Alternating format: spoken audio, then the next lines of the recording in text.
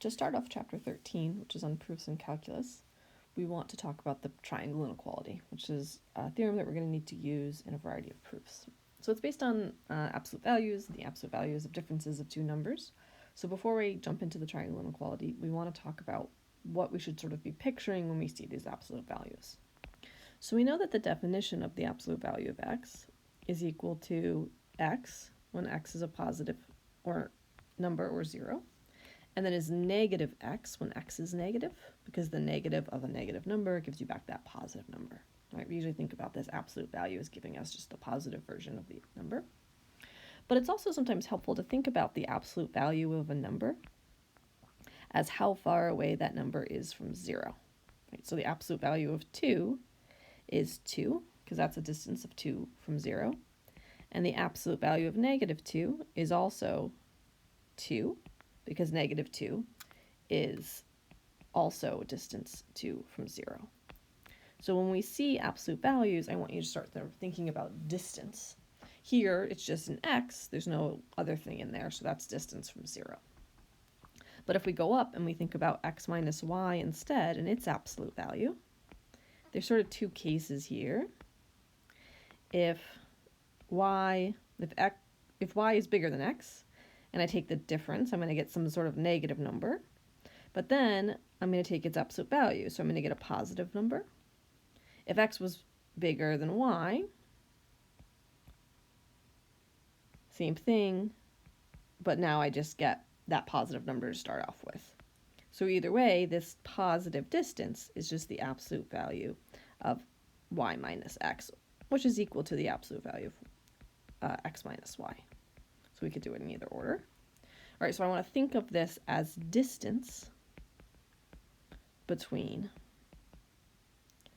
x and y. Okay, so let's use that to think about what the triangle inequality is telling us. So we have this triangle inequality written down. It says if I have three real numbers, x, y, and z, then the distance from x to y is less than or equal to the distance from x to z plus the distance from z to y. So why is this called the triangle inequality? Just before we sort of think too hard, I'm going to draw a little picture. And I'm going to have x, y, and z. And I'm going to think about what this says. So the distance from x to y, so that's my x minus y, absolute value. That distance is less than the distance from x to z plus the distance from z to y. Right? So if I'm going just straight from x to y, that distance is going to be smaller than the distance from x to z, and then from z to y. So that's why it's called the triangle inequality, because it's basically saying that the one side of a triangle is always shorter than the sum of these other two sides. Now that doesn't quite work if I'm just in R, because if I'm in R, I can't have these points in three-dimensional space. So if you're like, wait a minute, how are you drawing those points in 3D? That was a good thing to think. Right? Really, these are just one-dimensional points. So really what I need to think about is these points being on a number line. So I'm just going to start off by just kind of drawing them in order x, then y, then z. And again, we can think about what these things are. So from here to here, that's the distance from x to y. And what this triangle inequality is saying is that distance is smaller than the distance from y to z. So that distance from y to z, that's my z minus y, plus the distance from x to z.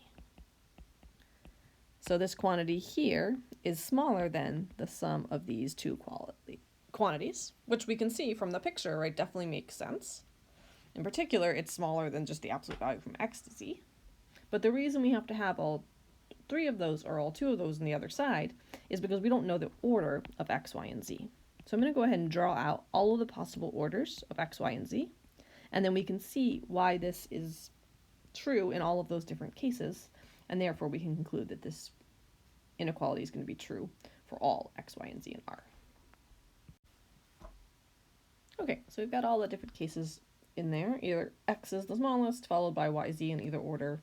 X is in the middle, followed by yz in either order, or x is at the biggest, preceded by y and z. And I've also labeled in all of those different distances. So in each of these cases, what we're saying is that this x minus y distance, this distance between x and y, so that pink distance, is smaller than or equal to the sum of the other two distances.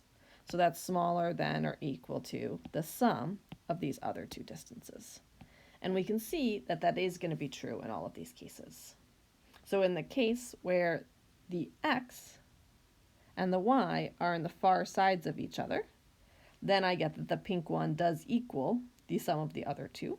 So that's going to be in that case and this case. And otherwise, the pink one is strictly less than those other two. So this does hold in every case. Finally here, there's some special corollaries of the triangle inequality that are going to be important for us. So starting with this triangle inequality here, I can let z equal 0. And when I let z equal 0, I get that the absolute value of x minus y is less than or equal to the absolute value of x plus the absolute value of y. So we're actually going to use this one a lot. We're going to be able to split up these difference inequalities into the sum of the two things separately.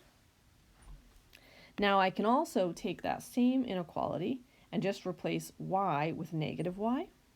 So I'm going to go just up to the one above. So I get x minus, right, this is true for anything, so in particular it's true for the negative of some y, and that's going to be less than or equal to absolute value of x plus absolute value of negative y. But x minus negative is the same as plus, and the absolute value of y, negative y, is the same as the absolute value of y. So in fact, this one's going to be the most important for us, so definitely make sure we remember this one. What it's going to allow us to do is take the sum of some inequalities here and split it up into the sum of each one individually using that inequality. So in our proofs in calculus, this is the most important one. And then finally, we're going to go back to the original. I'm going to replace all of the y's with 0. So let's write this out here. We've got our original. So we've got this guy and this guy. The x's are going to stay x's. So keep those both as x's. The y is going to become 0. And then the z is going to become a negative y.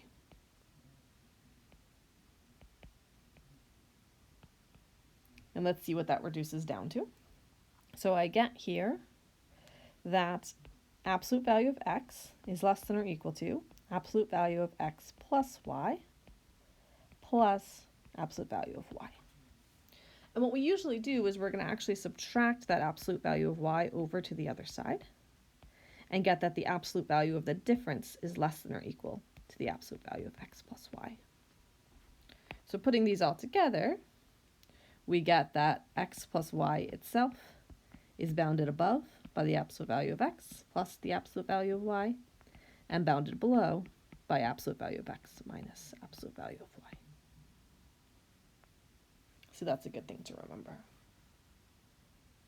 Okay, in the next sections we'll see how we can use these triangle inequality corollaries to help us with proofs in calculus.